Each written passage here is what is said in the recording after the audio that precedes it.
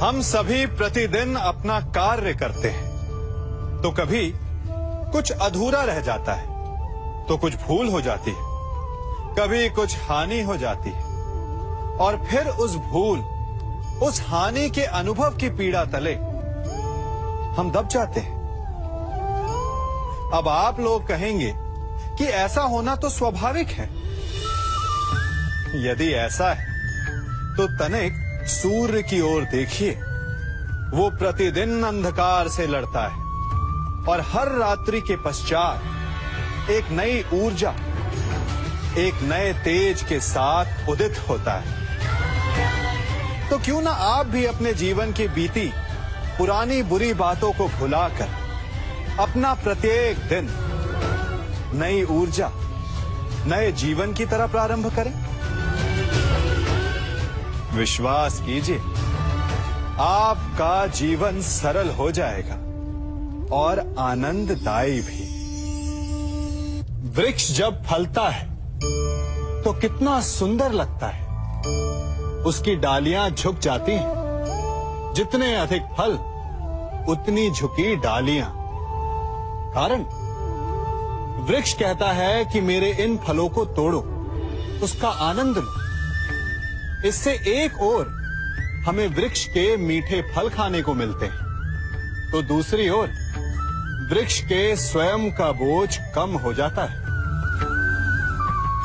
इसी भांति यदि आप सफल हैं तो अहंकारी मत बनिए, विनम्र रहिए।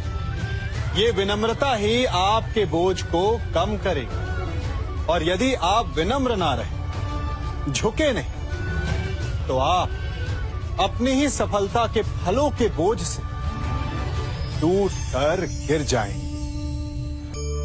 समय बदलता है, ऋतुएं बदलती हैं। जब गर्मियां होती हैं तो हम उलाना करते हैं कि बड़ी गर्मी है, बारिशें कब आएंगी। और जब बारिश आती है तब हम कहते हैं कि बड़ा चिपचिप, सर्दियां कब आएंगी। और जब सर्दियां आती हैं तब हम गर्मी की प्रतीक्षा करने लगते हैं। और इसी कारण हम किसी भी ऋतु का आनंद नहीं उठा पाते। कल क्या होगा इसके विषय में सोचकर अपना समय व्यर्थ करना बंद कीजिए। ऋतुओं पर आपका कोई वश नहीं, परंतु आज के, अभी के इस पल पर, इस क्षण पर आपका वश तो है। उसे जीना सीखिए, उसका आनंद उठाना सीखिए। सबके मन का सबसे बड़ा भय क्या है? सबसे बड़ा लालच क्या है? सबसे बड़ी चिंता क्या है? तनिक विचारिए। सबके मन का सबसे बड़ा भय, सबसे बड़ी चिंता है मृत्यु। सभी सोचते हैं, सभी भय खाते हैं कि कहीं मृत्यु ना आ जाए। सभी लालच करते हैं कि कुछ दिन और जीने को मिल जाए। सभी आशा करते हैं कि वे कभी ना मरे। और इसी मृत्यु के भय के कारण ही आप उस जीवन की उपेक्षा कर देते हैं जिसे आप जी रहे हैं। क्या कभी आपने सोचा कि आप मृत्यु से भयभीत क्यों होते हैं? क्योंकि आप जीवन में वो कर नहीं पाए जो आप करना चाहते हैं। और जो आप करना चाहते हैं वो कर पाना तभी संभव होगा जब आप मृत्यु के भय से निकलकर अपने जीवन के हर पल का उपयोग करना सीख जाएंगे। तो मृत्यु के भय से बचने का केवल एक ही मार्ग है, एक ही मंत्र है। अपने जीवन के हर पल को जियो। वृक्ष मुझे बहुत प्रिय हैं, बहुत अच्छे लगते हैं। आपको भी अच्छे लगते होंगे। कारण ये है कि वो हमें छाया देते हैं, अपनी शीतलता देते हैं, शांति देते हैं। परंतु मुझे वृक्ष एक और कारण से अच्छे लगते हैं, और वो कारण है वो सीख जो एक वृक्ष हम सभी को देता है।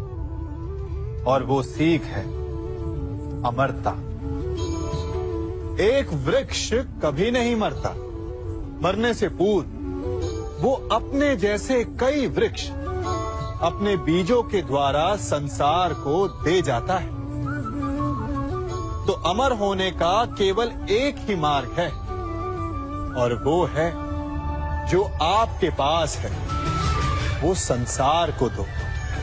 अपना ज्ञान, अपना अनुभव, अपना आनंद बांटने में कंजूसी ना करें। कभी कृपण ना हो, तो आप संसार में सदा जीवित, सदा अमर रहेंगे।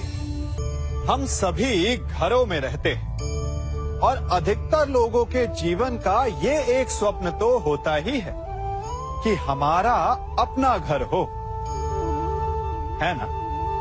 और बड़ी अद्भुत बात तो ये है कि कुछ समय के पश्चात हम उस घर को विस्तृत करना चाहते हैं, उसका आकार बदलना चाहते हैं, उसकी रूपरेखा बदलना चाहते हैं, क्योंकि इसमें आनंद भी है।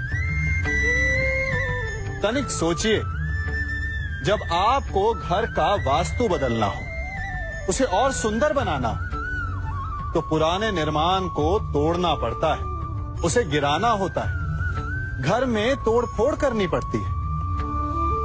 क्योंकि निर्माण के विज्ञान में टूटने का ज्ञान बहुत ही आवश्यक है। ठीक उसी प्रकार यदि आपके जीवन में समस्याएं, विपदाएं या बाधाएं आपको थोड़ा तोड़ें, तो इसे संकेत समझिए कि आपके भीतर कुछ नया बनने वाला है, कुछ नए का निर्माण होने वाला है। और स्वागत करें इस नए निर्माण का, अपने जीवन के इस नए युग का।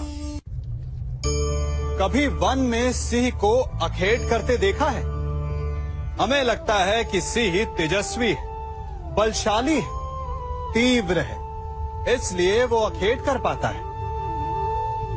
परंतु इस अखेट के दूसरे पक्ष को भी देखने का प्रयास कीजिए।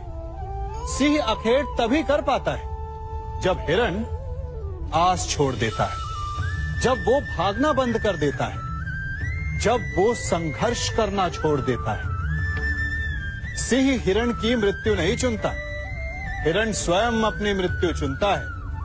ठीक उसी प्रकार असफलता हमें नहीं चुनती, हम असफलता को चुनते हैं। ये हम ही हैं जो आशा को छोड़कर संघर्ष करना छोड़ देते हैं और भाग्य का अखेट बन जाते हैं। इसलिए संघर्ष करना मत बंद कीजिए, प्रयास करते रहिए और सफलता आपकी मुट्ठी में होगी। जब घर में अंधकार छा जाता है, तो प्रकाश लाने के लिए आप क्या करते हैं? दीपक ढूंढते हैं और उसकी लौ को प्रज्वलित करते हैं, और फिर अंधकार अपने आप दूर हो जाता है। अब आप कहेंगे कि इसमें कौन सी नई बात है? यदि अंधकार को दूर करना है, तो दीपक की लौ को प्रज्वलित तो करना ही पड़ता है। यही बात तो समझने की है। यदि अंधकार से लड़ना है, तो अंधकार का सहारा नहीं लिया जा सकता, उसके लिए प्रकाश की आवश्यकता होती है। घृणा का अंत करना है, तो उसे घृणा से अंत नहीं किया जा सकता, उसे प्रेम की आवश्यकता होती है। शत्रुता का अंत शत्रुता से नहीं किया जा सकता, उसे क्षमा की आवश्यकता होती है। यदि आपको नकारात्मक ऊर्जाओं से लड़ना है, तो स्वयं को सकारात्मक बनाना होगा, और तभी आपके जीवन में वास्तविक आनंद आ सकेगा। एक न एक बार हर युवा के जीवन में एक ऐसा समय आता है जब उसे लगता है कि उसके माता पिता उसके साथ बहुत कठोर हो रहे हैं। मैं आपसे पूछता हूं, क्या आपने कभी कुम्हार को मटकी बनाते हुए देखा है? वो गीली माटी से मटके को चाक पर आकार देता है, और वास्तविक आकार वो मटकी को तब देता है जब वो लकड़ी के संभल से मटके को बाहर से पीटता है। हम सभी उस कुम्हार को मटके को पीटते हुए देखते हैं, परंतु उस कुम्हार के उस हाथ को नहीं देखते जो मटके को भीतर से बाहर की मार से सहारा दे रहा है। हमारे माता पिता भी ऐसे ही होते हैं। अपनी संतान के भले के लिए, उसके भविष्य को आकार देने के लिए कभी कभी वो कठोरता को भी अपनाते हैं। आप केवल उनकी कठोरता को मत देखिए, उस संभल को भी देखिए जिसने आपको भीतर तक से संभाल कर रखा है। आप जानते हैं कि मैं क्या कर रहा हूं? मैं प्रतीक्षा कर रहा हूं कि कब इस वृक्ष पर फल लगेंगे और मैं उन मीठे फलों के रस को चख पाऊंगा। हंसी आ गई ना आपको? आप भी सोच रहे होंगे कि भला कौन सा मूर्ख बबूल के पेड़ को बोकर आम खाने की इच्छा रखता है। यदि कांटे बोए हैं तो फल नहीं, कांटे ही मिलेंगे।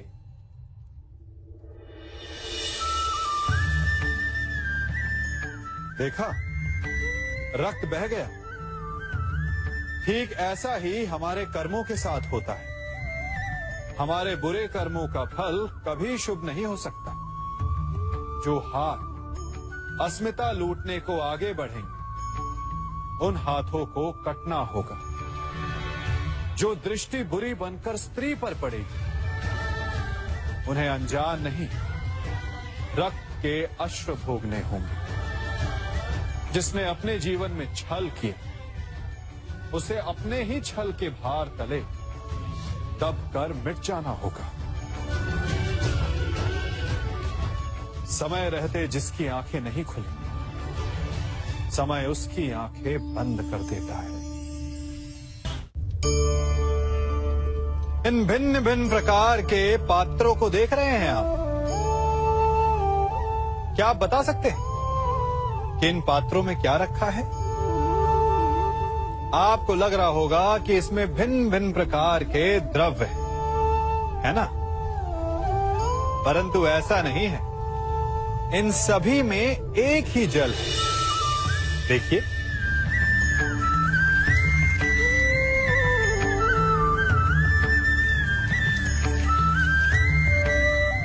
परंतु ये भिन्न भिन्न लगते हैं क्योंकि जिसमें ये जल रखा है उसके रंग को परिभाषित करता है।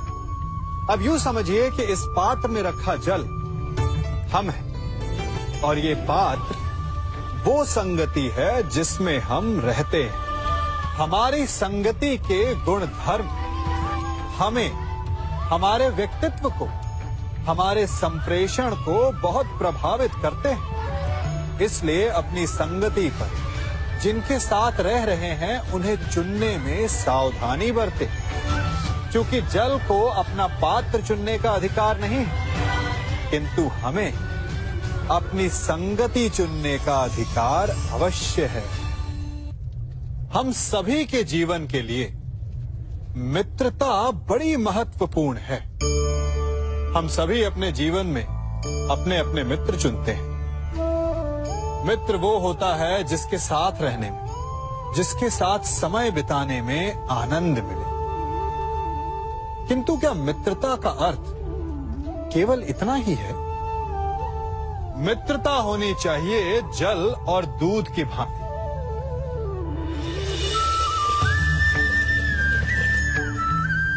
जो एक साथ सदा मिल जाते हैं, एक आकार हो जाते हैं। जब दूध उबलता है तो जल भाप बनकर उड़ता है ताकि दूध का अस्तित्व बना रहे।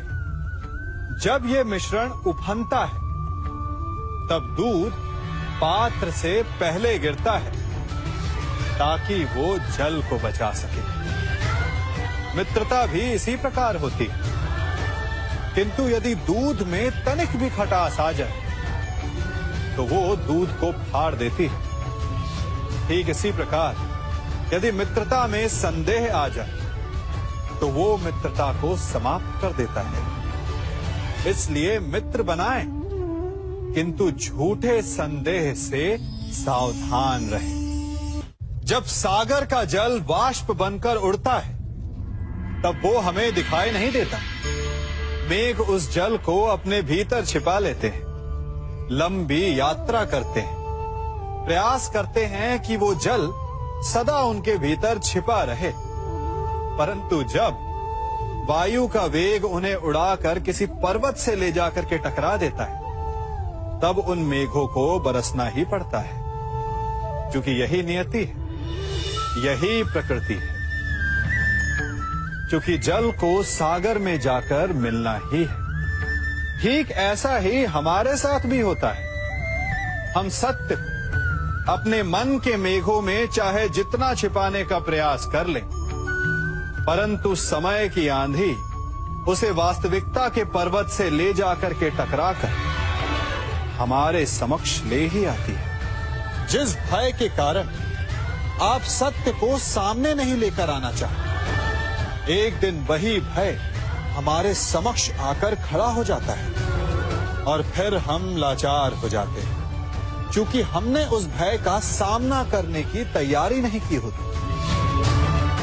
इसलिए सत्य से भागे नहीं, उसे छिपाए भी नहीं, उसे स्वीकार करें। भविष्य की बड़ी विपत्ति से बच जाएंगे। वृक्ष से टूटकर गिरे पत्ते को तो आप सभी ने देखा होगा। वो कुछ ही देर में मुरझा जाता है, पीला पड़ जाता है, सूख जाता है। वायु का वेग उसे उड़ाकर कहीं और ले जाता है, पैरों तले पिसता है, वर्षा के जल में गलता है। तो क्या यही अंत है? नहीं। इसके पश्चात क्या होता है वो विचारणीय है। एक पत्ता गलकर, सूखकर, पिसकर उसके अवशेष धरती में रिसते हैं और खाद बनते हैं, और उसके पश्चात वो खाद पेड़ की जड़ों में जाकर मिल जाता है और नव जीवन देता है एक और नए पत्ते को। अर्थात कहीं भी, कभी भी, कुछ भी ना अयोग्य होता है, ना बेकार होता है। इसलिए कुछ नष्ट हो जाने की चिंता करे बिना उसे आप समाज के हित में लगा दीजिए। विश्वास कीजिए, वो वस्तु, वो प्रयास कभी नष्ट नहीं होगा। कंकड़ों से बचने के लिए हम पदवेश पहनते हैं, भिन्न प्रकार के जूते पहनते हैं, और अच्छे जूते पहनकर कांटों के मार्ग पर चलना सरल हो जाता है। परंतु जब ये कंकड़, जब ये कांटे हमारे जूतों में होते हैं तो सरल मार्ग पर चलना भी कठिन हो जाता है। ठीक इसी प्रकार ये कंकड़, ये कांटे हमारे मन में होते हैं। ये कंकड़, ये कांटे होते हैं हमारा अतीत, जिसके भय के कारण हम उसे वर्तमान में स्वीकारना नहीं चाहते। कदाचित इसीलिए हमारे अतीत को भूत कहा गया है, क्योंकि एक भूत की भांति हमारा अतीत हमारा पीछा नहीं छोड़ता। इसलिए अपने अतीत के भयावह घटनाओं से भागे नहीं, उसे स्वीकारें। विश्वास कीजिए, आपका जीवन सरल हो जाएगा। कभी किसी पक्षी को घोंसले की नींव बनाते देखा है? अथक परिश्रम करके तिनका तिनका बिटोर कर वो पक्षी अपना घोंसला बनाता है, अपनी संतान के लिए एक सुरक्षित घर बनाता है। और फिर कहीं से तीव्र आंधी आती है, भारी वर्षा होती है, और उसका घोंसला तिनका तिनका करके बिखर जाता है। फिर वो पक्षी क्या करता है? वो रोता नहीं, ना ही विलाप करता है। वो बिना विलंब करे फिर से अपना घोंसला बनाना प्रारंभ कर देता है और सफलता पाता है। फिर हम क्यों छोटी छोटी असफलता से भयभीत होकर परिश्रम करना छोड़ देते हैं? एक बात सदा स्मरण रखिएगा, हर वृक्ष कुल्हाड़ी की एक मार से नीचे नहीं गिरता, हर चट्टान घन के एक प्रहार से नहीं टूटती। सफलता पाने के लिए अनावरत परिश्रम करना ही मात्र एक मार्ग है। स्वीकारण, सत्य का स्वीकारण मनुष्य के लिए बहुत ही महत्वपूर्ण है। जब तक मनुष्य सत्य को स्वीकार नहीं करता, उसे असत्य से लड़ने की शक्ति प्राप्त नहीं होती। जब आप भोजन करते हैं तो क्या होता है? आपका पेट स्वीकारता है कि वो भर चुका है और आप भोजन करना बंद कर देते हैं। जब आपको निद्रा आती है तो क्या होता है? आपका मन स्वीकारता है कि आपका शरीर थक चुका है और उसे विश्राम की आवश्यकता है। उसी प्रकार जब आपको किसी व्यसन को रोकना हो तो आपको स्वीकारना पड़ता है कि बहुत हो चुका, चाहे वो लालच हो या मदिरापान। उस व्यसन का त्यागना तभी प्रारंभ होता है जब आप ये स्वीकार कर लेते हैं कि आप उस व्यसन के बंधक हैं। आप इन दो पात्रों को देख रहे हैं। मेरे इस पात्र में जल है और ये पात्र मिष्ठान से भरा हुआ है। दोनों ही पात्र भरे, परंतु देखिए, मिश्री को जल में मिला दिया,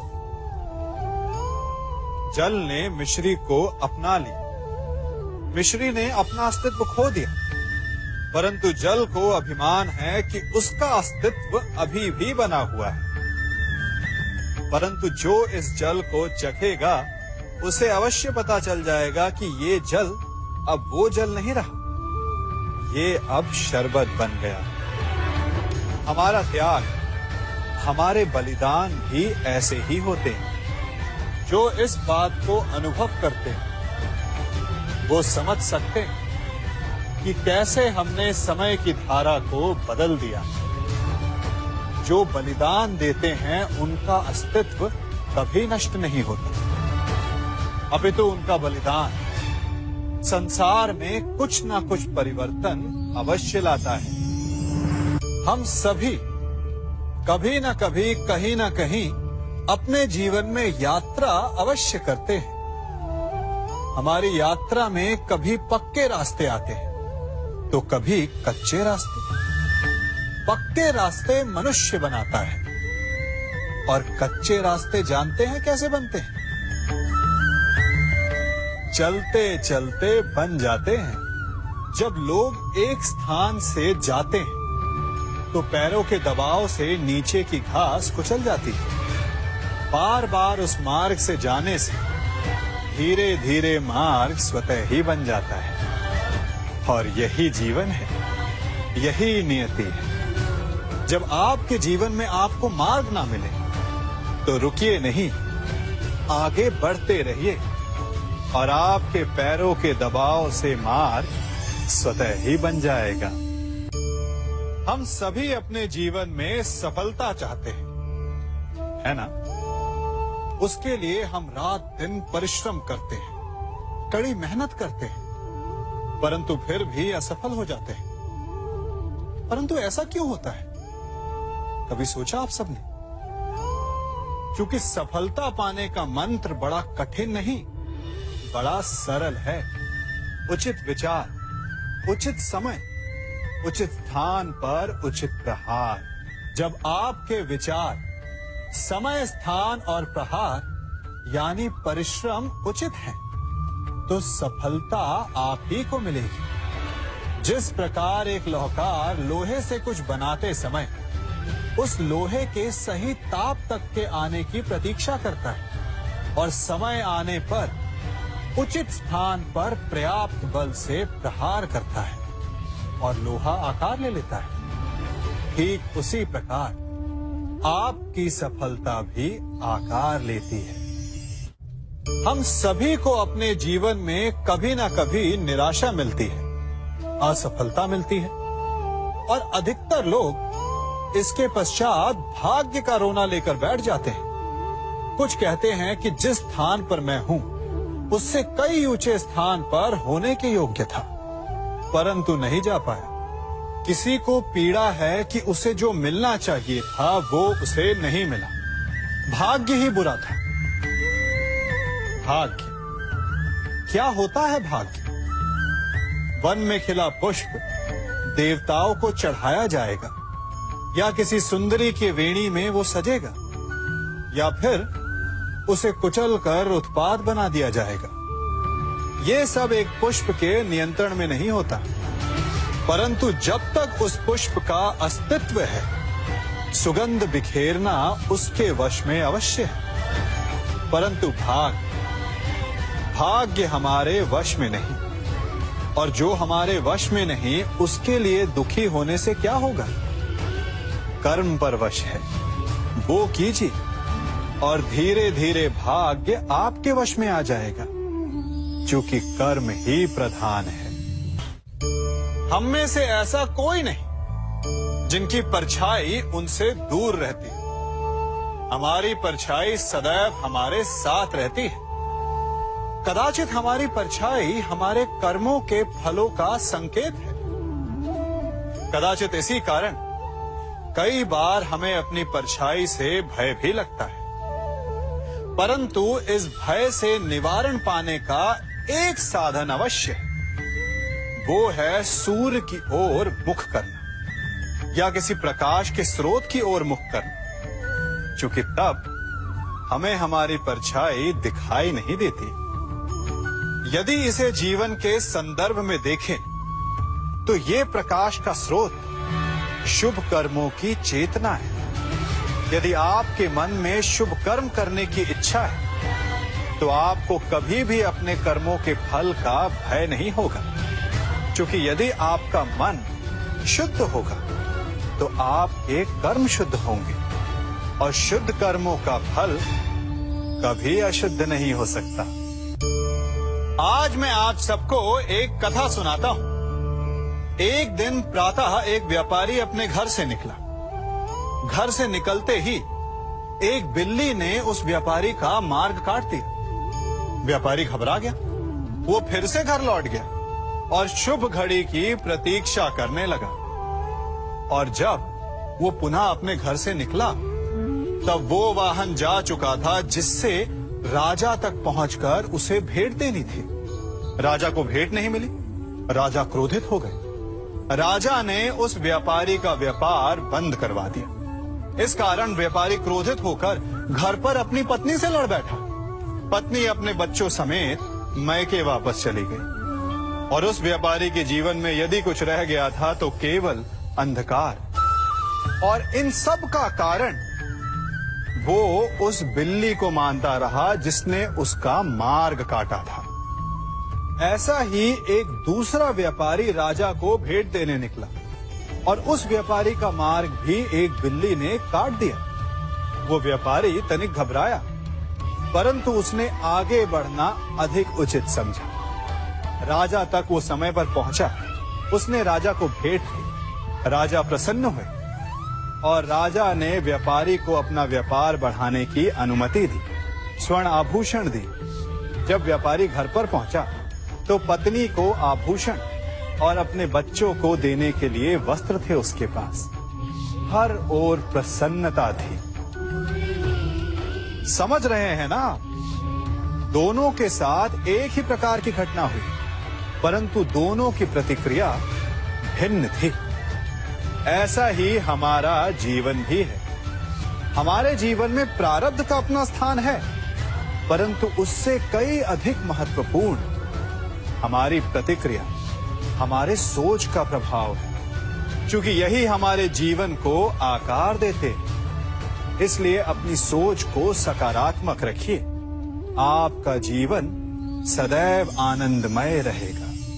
कभी किसी सुरंग से बाहर निकले हैं आप? कैसा ना भूल पाने वाला अनुभव होता है ना? कितना भयावह अनुभव होता है। मानो हर पल ऐसा लग रहा होता है कि यदि इस सुरंग में बंद हो गए तो क्या होगा? कैसे निकलेंगे इस सुरंग से? सर्वत्र अंधकार होता है। परंतु यदि आप ध्यान से उस सुरंग के मुखाने पर देखें तो वहां सदा प्रकाश होता है और उस प्रकाश तक वही पहुंच पाता है जो सुरंग की छोर तक पहुंच पाए। और ऐसा ही हमारा जीवन भी है। इसी प्रकार कई बार हम स्वयं को निराशा की सुरंग में पाते हैं, जहां बाहर जाने का मार्ग नहीं सूझता। मानो जैसे जीवन आनंद सब समाप्त हो जाएगा। परंतु ऐसी परिस्थिति में ठीक उस सुरंग की भांति इस निराशा को समाप्त करने वाला आशा का प्रकाश उसे ही मिलता है जो निरंतर आगे बढ़ता रहे। यदि आपके जीवन में कभी भी निराशा आए, कोई भी समस्या आए, तो उसका समाधान है निरंतर प्रयत्न करते रहना। प्रयत्न करते रहिए, आपको सफलता अवश्य मिलेगी। कभी आप ब्रह्म मुहूर्त में जगे? जगकर देखिए, संध्या होने के पश्चात जब रात्रि का अंधकार सारे संसार को धीरे धीरे अपने अंधकार में निगलने लगता है, तो यही अंधकार ब्रह्म मुहूर्त में भोर होने से ठीक पूर्व तनिक अधिक काला हो जाता है। कुछ समझे?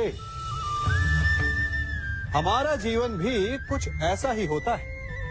जब हमारे जीवन की समस्याएं अपने अंत पर होती है, तो यही समस्याएं एक भीषण रूप लेकर हमारे समक्ष प्रस्तुत हो जाती है और ऐसे परिस्थिति में अधिकतर लोग हार मान जाते हैं, भय खा जाते हैं। परंतु यदि आप हार न माने, भय न खाएं, दृढ़ रहें, निरंतर आगे बढ़ते रहें, तो प्रकाश के रूप में हमारा स्वागत करने के लिए सूर्य उदय सदा हमारे समक्ष प्रस्तुत रहेगा। आपने बरगद के वृक्ष को देखा है? जितना विशाल उतना दृढ़। पतझड़ में वो सूख जाते हैं, परंतु दुर्बल नहीं होते, टूटकर गिरते नहीं। और उसके विपरीत दलदल में उपजे वृक्षों को देखिए, वो दिखने में तो बड़े होते हैं, पतझड़ आए या शीत सदा हरे भरे होते हैं, परंतु इतने दुर्बल होते हैं कि जलधारा के हल्के से वेग से वो गिर जाते हैं। परंतु ऐसा क्यों होता है? कारण है जड़ें। जिसकी जड़ें दृढ़ भूमि में है, वो हर चक्रवात, हर ऋतुओं को सह लेता है, और जिसकी जड़ें दलदल में है, वो स्वयं की जड़ों को दुर्बल बना लेता है। कुछ ऐसा ही मनुष्य भी होता है जो अधर्म, कुकर्म और असत्य की धरा पर उपजा है। वो समय की एक मार भी नहीं सह पाता, और जो मनुष्य सत्य, धर्म की धरा पर उपजा है, वो हर समस्या से अविचलित हो जाता है। अब आप पर निर्भर करता है कि आप क्या बनना चाहते हैं। हमारे जीवन में मित्र और शत्रु बड़ा महत्व रखते हैं। यदि गंभीरता से सोचा जाए तो ऐसा कोई क्षण नहीं जब हम अपने मित्रों के बारे में ना सोचते हो या फिर अपने शत्रुओं के बारे में। हमारा हर कार्य या तो हमारे मित्रों के हित के लिए होता है या फिर हमारे शत्रुओं के अहित के लिए। हम हर स्थान या तो अपने मित्रों के साथ होते हैं या फिर अपने शत्रुओं के साथ। कोई नहीं चाहता कि उनका शत्रु प्रसन्न रहे। हर कोई अपने शत्रु को नष्ट कर देना चाहता है, और ऐसा करने के लिए वो हर संभव प्रयास करता है। उसे आर्थिक, मानसिक और शारीरिक हानि पहुंचाने का प्रयास करता है। परंतु यदि मैं आज आपको ऐसा मंत्र सिखाऊं जिससे आप अपने शत्रु को सदा के लिए नष्ट कर दे तो,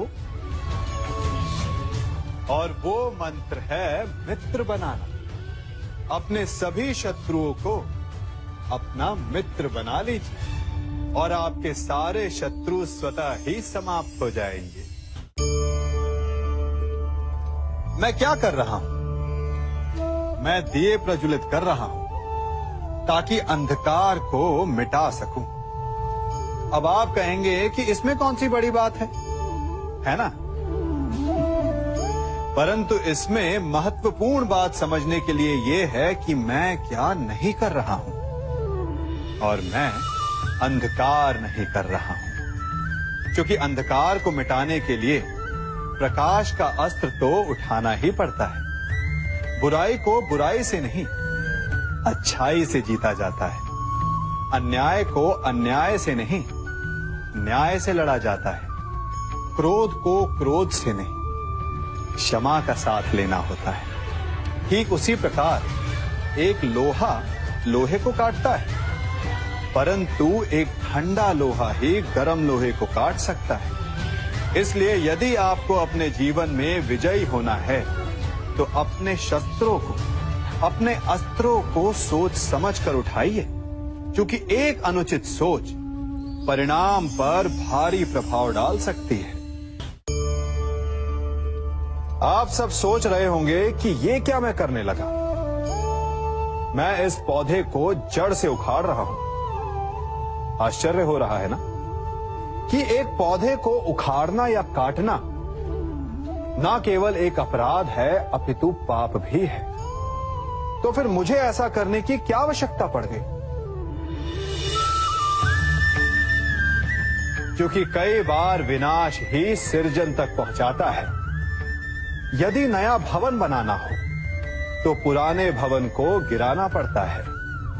व्यवस्था को परिवर्तित करने के लिए क्रांति लानी पड़ती है।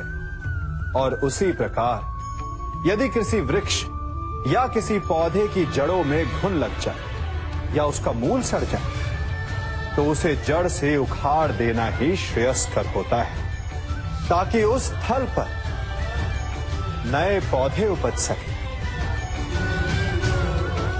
युद्ध करना पर्याय नहीं, परंतु कभी कभी शांति के लिए युद्ध करना आवश्यक हो जाता है। संसार में सबसे श्रेष्ठ क्या है? फूल या कांटे, प्रेम या घृणा, संपन्नता या दरिद्रता, मित्र या शत्रु? बताइए। अब आप भी कहेंगे कि भला ये कोई पूछने की बात हुई?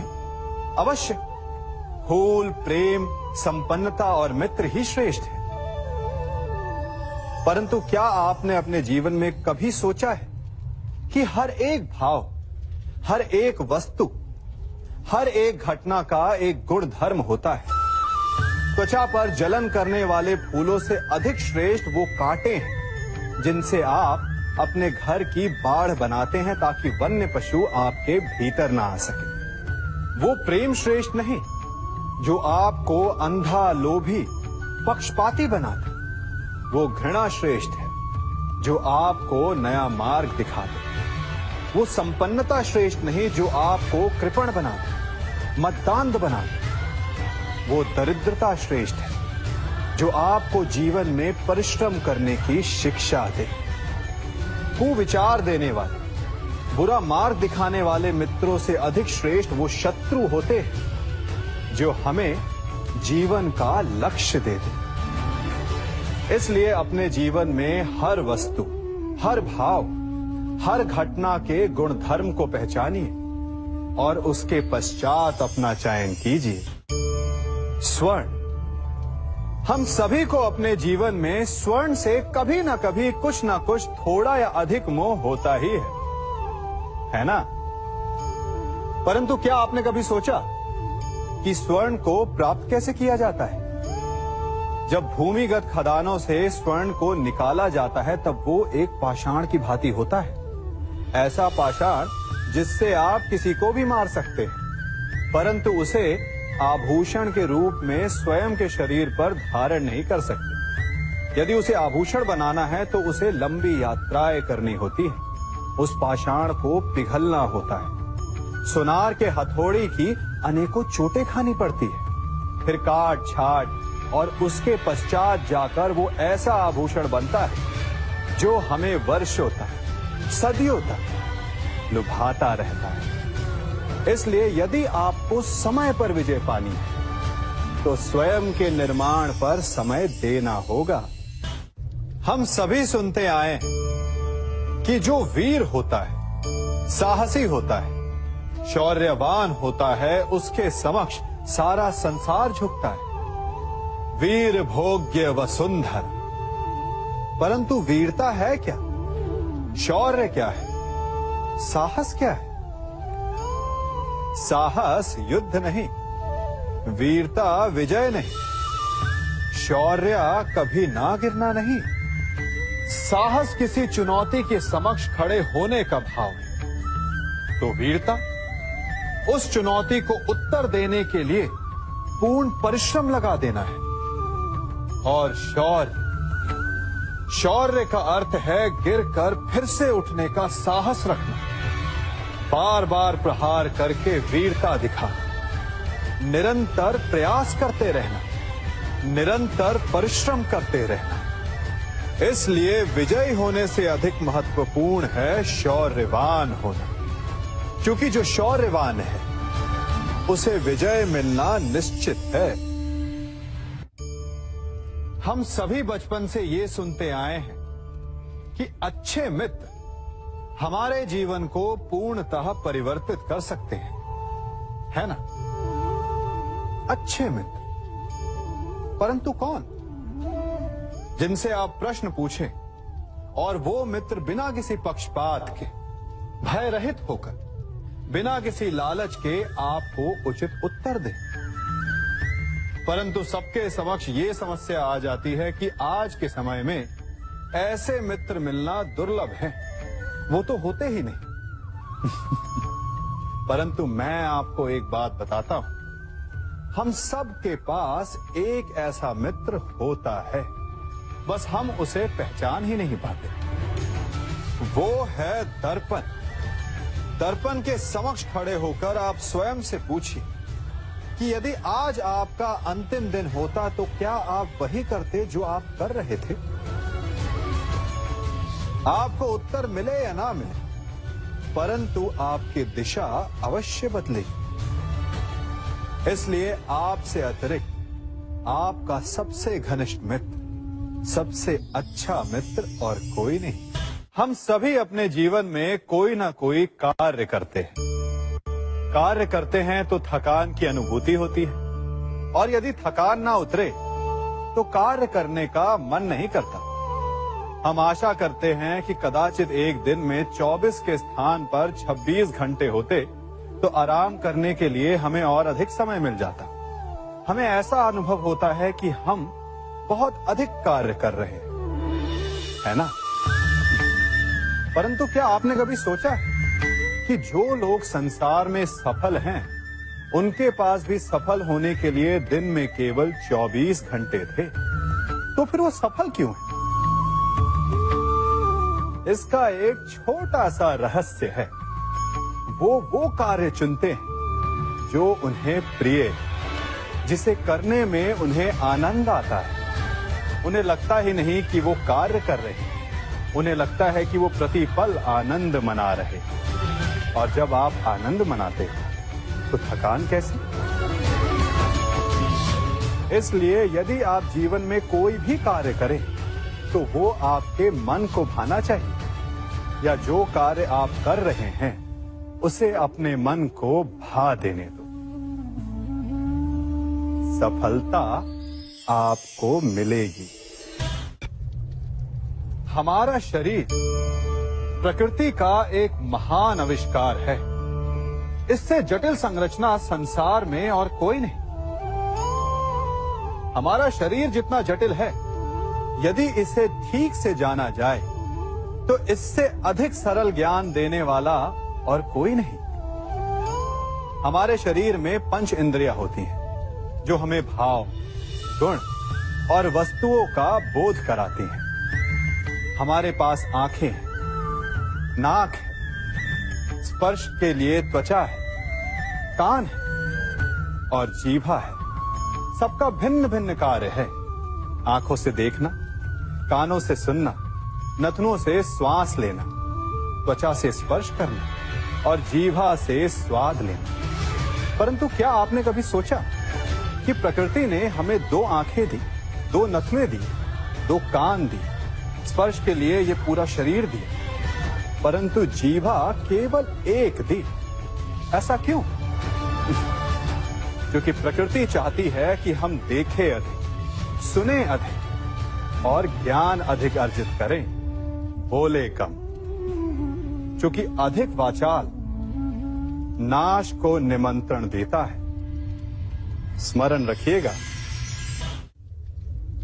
सागर तो आप सभी ने देखा होगा, बाहर से कितना उन्मुक्त और भीतर से कितना शांत। उसकी बलशाली लहरों को देखकर ऐसा लगता है कि मानो वो सब कुछ चूर चूर कर देगी, परंतु उसके गर्भ में न जाने कितने अनदेखे अनजान जीव पलते हैं। उसके भीतर मोती मुक्ता जन्म लेता है।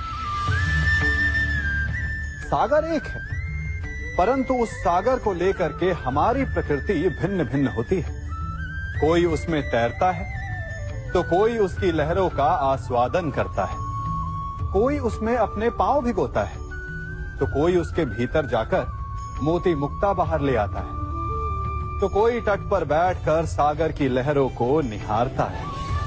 कोई उसमें जीवन का आरंभ देखता है तो कोई उसमें अपने जीवन का अंत देखता है। सागर एक है, परंतु हमारी प्रकृति के अनुसार सागर की प्रकृति भी बदल जाती है। इसी प्रकार जीवन है सबके लिए समान, परंतु उस जीवन में आपको प्रसन्नता देखनी है, प्रसन्नता पानी है, या आपको पाना है अवसाद, ये आप पर निर्भर करता है। कभी आप ब्रह्म मुहूर्त में जगे हैं? जगकर आकाश की ओर देखेंगे तो पाएंगे कि भोर होने से ठीक पूर्व रात्रि तनिक अधिक घनी हो जाती है। अर्थात जब समस्याएं अपनी चरम सीमा पर होती है तो उनका हल निकट होता है, परंतु जो इस अंधकार से हार जाता है वो इस अंधकार में डूब जाता है, और जो संघर्ष करता है वो उस अंधकार से उभर आता है। सदैव स्मरण रखिएगा, अंत चाहे कितना भी अंधकारमय क्यों ना हो, उसके पश्चात एक नया आरंभ फूटता है, एक नया उदय होता है। चक्रवात के पश्चात जो शांति छाती है उसके पश्चात प्रारंभ होता है शुभ जीवन का, शुभ भविष्य का, शुभ नव प्रारंभ का। कहा जाता है कि मनुष्य योनि सभी योनियों में श्रेष्ठ है, उत्तम है। क्यों? क्योंकि वो बातें कर सकता है, विचार कर सकता है, या वो आविष्कार कर सकता है, अद्भुत यंत्र बना सकता है? नहीं, क्योंकि मनुष्य के भीतर करुणा, चेतना और सद्भाव वास करते हैं।